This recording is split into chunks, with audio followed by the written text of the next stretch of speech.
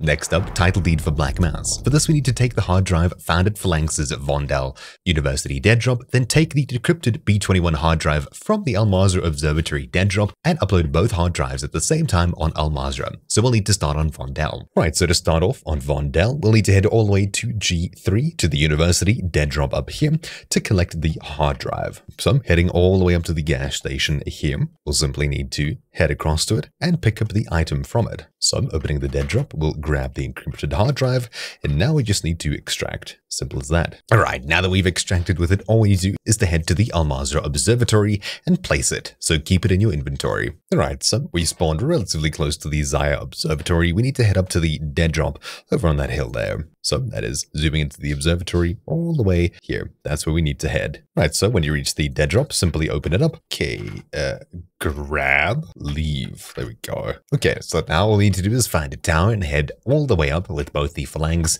and the hard drive from Mazrah on you. Simply hit F to upload your hard drives here, and shortly after typing, you'll have to wait a few seconds and the mission should be done. And there we go, the mission is done. So thank you all for watching. Mine has been Troubleshoot, and I'll see you all next time. Ciao.